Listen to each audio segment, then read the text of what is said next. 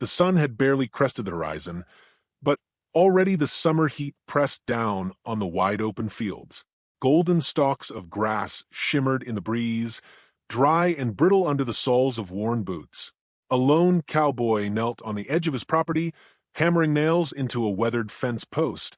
Sweat beaded along his forehead, and the sharp scent of iron and dust mingled with the morning air. His hands were calloused, fingers precise from years of toil, and though he had seen storms, fire, and the harsh cruelty of the frontier, he moved with quiet patience, as though the land itself whispered what needed to be done. He paused, wiping his brow with the back of a leather-stained hand. The rhythm of hammer striking wood was broken by a sound that made him still, a small, uneven cry carried faintly on the breeze.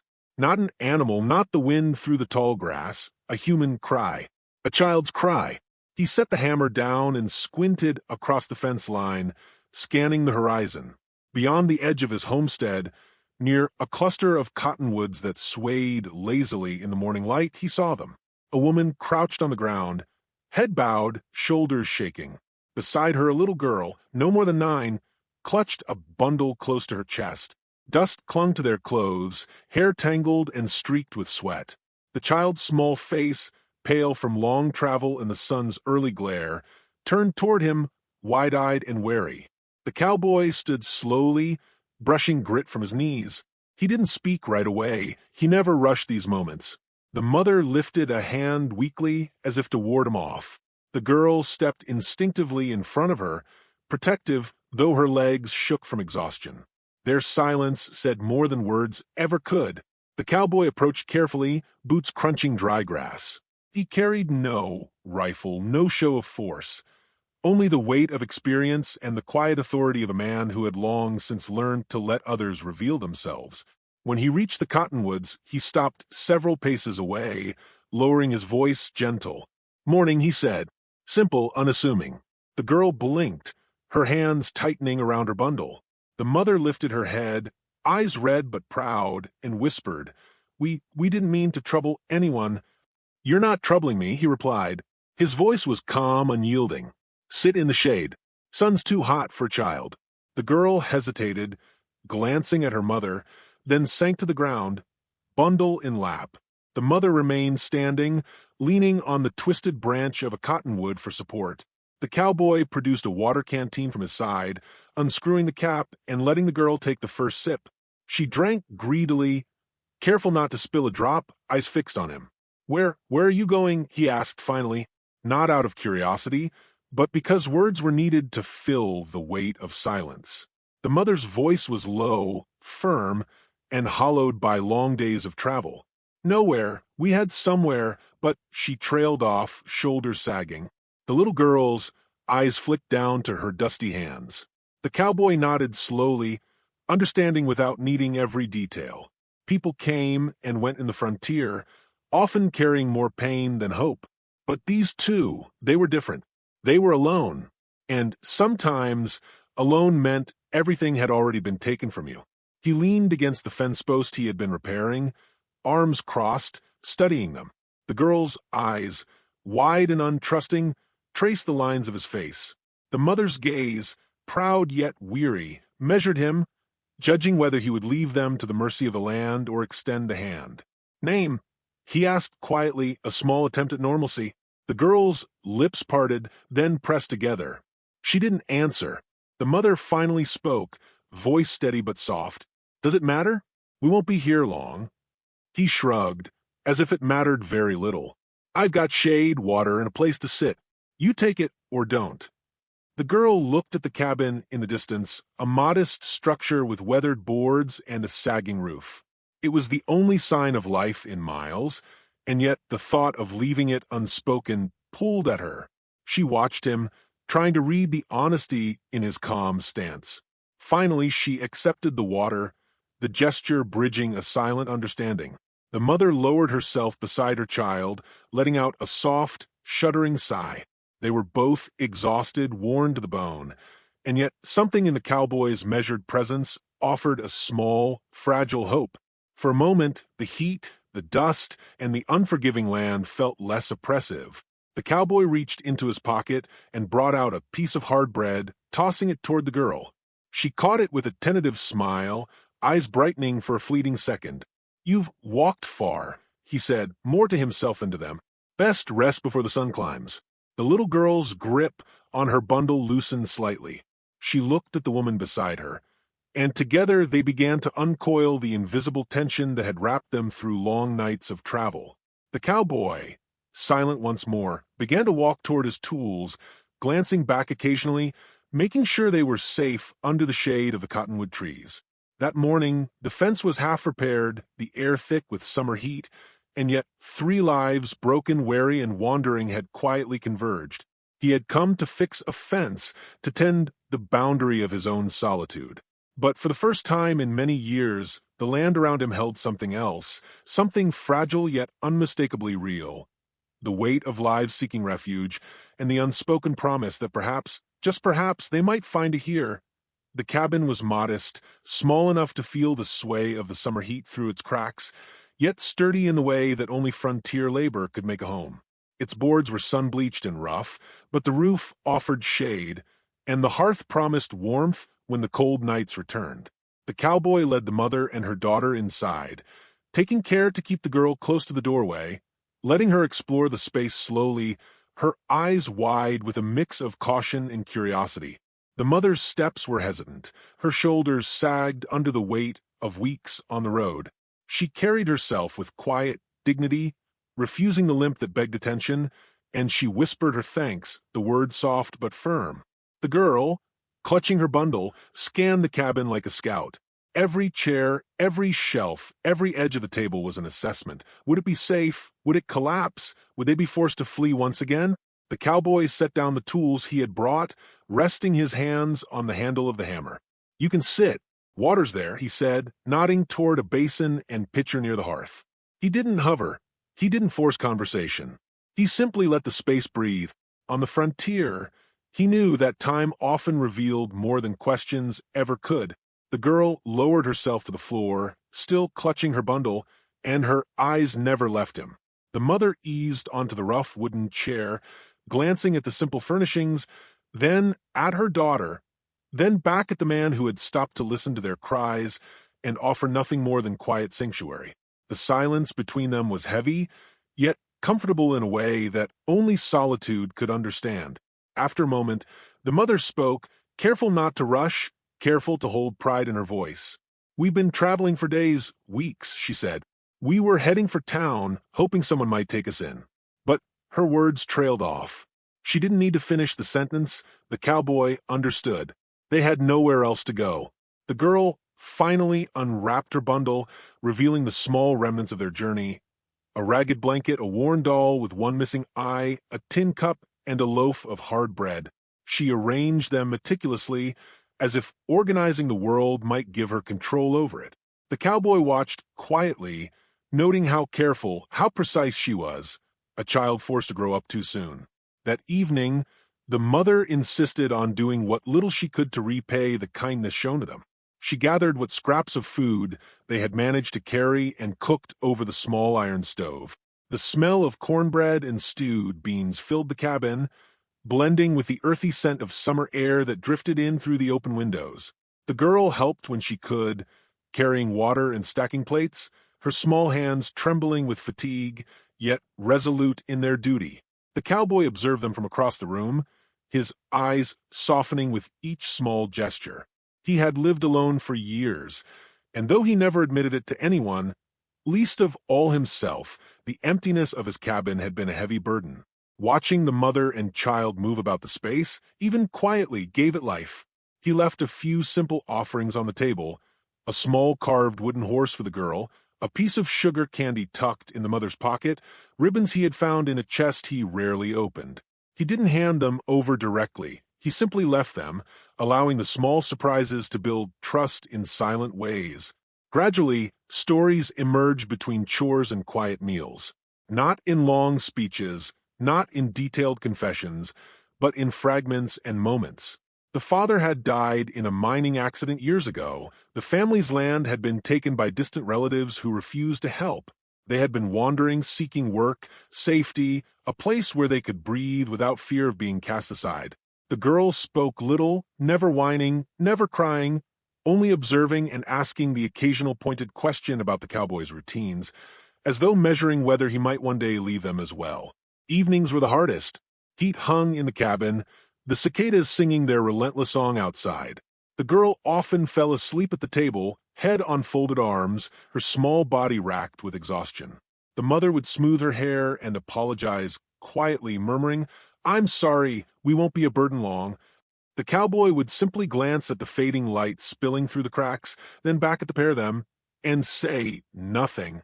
But his silence carried meaning, a quiet assurance that they were safe here for now. Days passed in similar rhythms.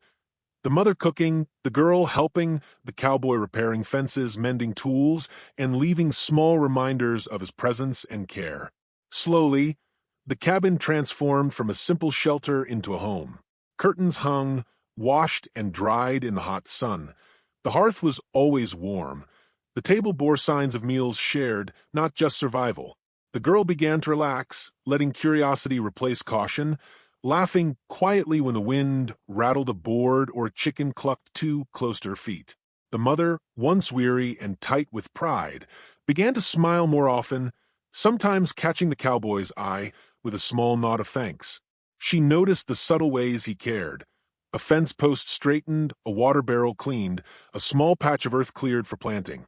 And though he never said much, the cowboy's attention spoke volumes.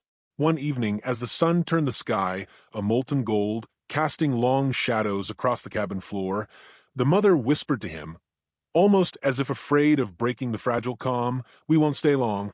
We don't want to be trouble." He leaned on the doorframe, watching the girl chase a stray butterfly across the porch.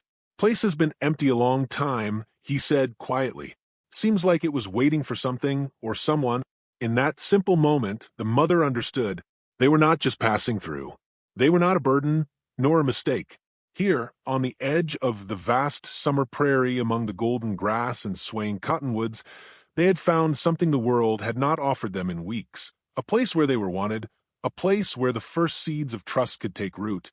And for the first time since their journey began, the girl's eyes held a glimmer of hope, small, fragile, but undeniable.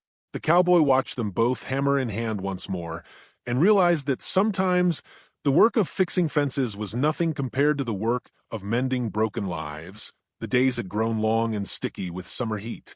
The sun baked the prairie into a relentless gold, and even the cottonwoods offered only fleeting relief. The cabin, once quiet, now hummed with the small life of three people learning to exist together.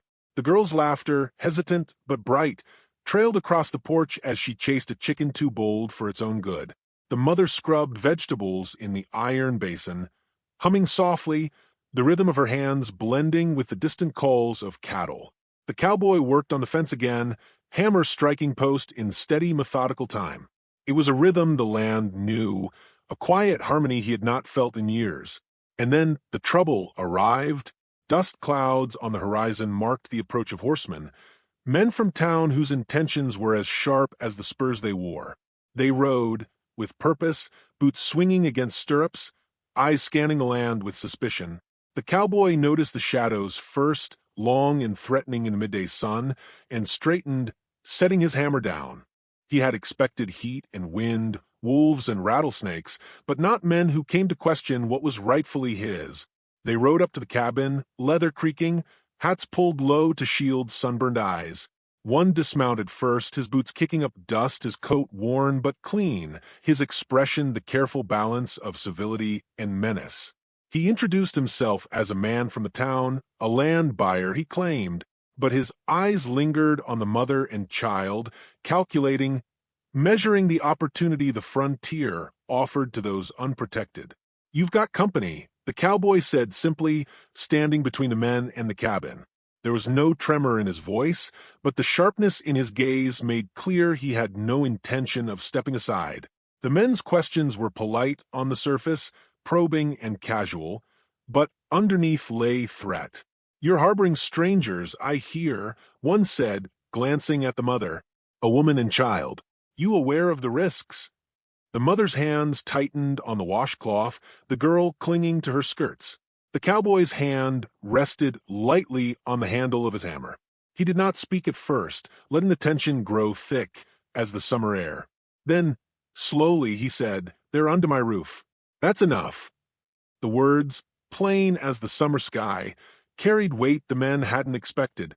They shuffled, uncertain, but pressed anyway. "Ain't that a fine stretch?" another said, smirking. "This land ain't lawless, friend. You can't just take in whoever wanders here. There's town rules, property rules. I follow my own rules on my land." The cowboy replied, voice low, calm, unyielding. "They stay here if I say so." The girl, who had been clutching her bundle in the doorway, shrank back, but did not cry. She had learned too well that running from every threat was a habit, not a solution. Her mother's jaw tightened, her pride fighting with the fear of being pushed out once more. But she did not speak, letting the cowboy's words guard them. The men circled slowly, eyes flicking from fence post to cabin boards, sizing the property, measuring the man's patience. The cowboy stood firm. For years, he had avoided confrontation, letting isolation be his shield. But this was different. These two lives, fragile and weary, had arrived unmoored in the world, and he would not let them be uprooted again. The leader of the men spat on the dry earth. "You think a little girl and her mother give you the right to defy town law? You're asking for trouble." The cowboy's gaze was steady. "The only trouble here," he said, "will come from those who try to take what's not theirs." The men muttered among themselves, weighing the stubbornness in his tone against the risk of a fight under a hot summer sun. Finally, they wheeled their horses, leaving dust in their wake, but not before one sneered over his shoulder, "This isn't over." Inside the cabin, the mother sank into a chair, head bowed, hands trembling slightly. The girl sat quietly, eyes wide, unsure if the danger had truly passed or simply paused. The cowboy set down his hammer and went to the window, watching the dust settle over the horizon, letting the tension drain slowly from his shoulders. Later that evening, as the sun bled orange and pink across the prairie, the girl finally spoke. "Are they going to come back? Will we have to leave again?" "No," the cowboy said quietly, though his voice carried the steel of certainty. "No one's making you leave." The mother looked at him, a mixture of relief and disbelief on her face. She had expected fleeting kindness, a temporary refuge, and yet this man, this quiet, rugged figure, stood unwavering. He did not offer charity, he did not demand repayment. He offered protection, choice, and a rare thing in the frontier, stability. The girl's small hand reached for his, tentative, testing the boundaries of trust. He did not pull away. He let her hand rest against his calloused fingers, a silent acknowledgement that she belonged here now. The mother noticed a small warmth blooming in her chest. For the first time in weeks, she allowed herself to imagine a life that did not end in constant flight. Days passed, and life resumed its measured rhythm. The girl learned to carry water without spilling, to feed the chickens without complaint, and to help with chores in ways that eased the mother's burden. The mother tended to the cabin, washing clothes, mending tattered garments, cooking meals that smelled richer than the hard bread they had survived on. And the cowboy, once a solitary figure, now allowed himself to notice these small acts, the careful sweep of the floor, the playful laughter of the girl chasing shadows, the mother's quiet humming as she worked. The fence, repaired and straight, no longer felt like a boundary of loneliness. It was a marker of something deeper, a promise that the cabin, the land, and its people would endure. The cowboy realized that protecting them required more than strength with his hands or gun. It required patience, understanding, and the willingness to claim life together, even in the unforgiving expanse of the Wild West. That night, as cicadas hummed and the sky turned indigo, the three of them sat in quiet companionship. The girl's eyes drooped with exhaustion, her head resting against the mother's shoulder. The mother's hands were gentle, smoothing the child's hair, and the cowboy, leaning against the doorway, watched over them. Outside, the prairie stretched endlessly, indifferent yet beautiful. Inside, the cabin glowed with something that resembled safety, something that resembled home. And for the first time since their journey began, the girl and her mother allowed themselves to breathe, to hope, to trust that perhaps this place, this summer sun-soaked cabin on the edge of the world, might be the last stop on a long and weary road. The sun was just a pale smudge on the horizon when the mother quietly rose from the table, her movements deliberate, careful not to wake the girl. She gathered their small bundle, tucking the doll and tin cup into the worn blanket. The little girl stirred, eyes half closed, and the mother whispered, "Shh, we have to leave before he wakes." The cowboy's cabin was still, the air thick with the heat of early summer. He had long known the pride of women like her, quiet, dignified, determined to carry every burden alone. But he had not expected this. He stepped outside to fetch water for the morning chores, only to find the footprints that led toward the horizon. Small, deliberate, and full of fear, he followed them to the edge of the property where the tall grass swayed in the morning breeze. There they were, the mother and her daughter bundled, ready to vanish into the open prairie. The girl's eyes widened when she saw him, her small hand gripping her mother's tightly. "Going somewhere?" he asked quietly, though the weight behind his words carried the force of the frontier itself. The mother's shoulders drooped. We can't stay. We'll be trouble." Her voice wavered, only slightly, but it was enough. She had spent her life fleeing, and the thought of staying still made her uneasy. "You think you're trouble?" he said, taking a step closer. "This land's been empty a long time. Empty and quiet, waiting for someone to bring it life. You've done that. You've brought it life." The girl's eyes flicked between them, hope clashing with fear. "We don't have to keep moving anymore?" she asked, voice small and tentative. "No," he said firmly, tone softening. "This can be your last stop." The mother's hands shook as she lowered the bundle. Pride warred with relief. She had expected temporary kindness, a fleeting sanctuary that would evaporate with the summer heat. But here, at last, was a promise she could grasp. She glanced at her daughter, seeing the small hope reflected in wide, unguarded eyes. "Are you sure?" she asked, voice breaking just slightly. "I've built this land with my own hands," he said. "I'll protect it and you. You don't have to leave." For the first time since their journey began, the three of them moved without fear. They walked back to the cabin together, the girl skipping slightly ahead, her bundle forgotten for the moment. The mother trailed just behind, allowing herself the smallest of smiles, tentative but real. The cowboy's steps were steady, sure, a silent guardian of this fragile newfound family. Inside, the cabin felt different already. It was no longer merely a shelter from the sun or a refuge from dust and travel. It had begun to transform into a home, with warmth, laughter, and quiet routines that spoke of permanence. The mother cooked breakfast over the iron stove, and the girl helped carry water from the well, small hands steady and confident. They settled into a rhythm that was both ordinary and extraordinary. The girl learned to ride the cowboy's old horse, wobbling at first, then steadying herself with every turn of the reins. She chased chickens across the yard, laughed at the wind whipping through the tall grass, and allowed herself the rare luxury of joy without fear. The mother planted a small garden, her hands digging into the dark, fertile soil, coaxing life from earth as she had once coaxed it from hope. The cowboy repaired fences, not for isolation now, but for protection and pride. The fence no longer marked the edge of solitude. It was the frame of a home, enclosing life that mattered. He left small offerings on the table, pieces of wood carved into animals, ribbons, and sweets, but now with the soft knowledge that these gestures were not bridging distance. They were shared, part of a life together. Summer stretched on, golden and relentless, and the prairie seemed to embrace them. Dusty trails of previous days faded in the sun, replaced by the small, ordered chaos of life. Chickens pecking, the garden growing, the girls' laughter ringing across the yard. One evening, as the sun dipped low, painting the sky with molten gold and bruised purple, they sat together on the cabin porch.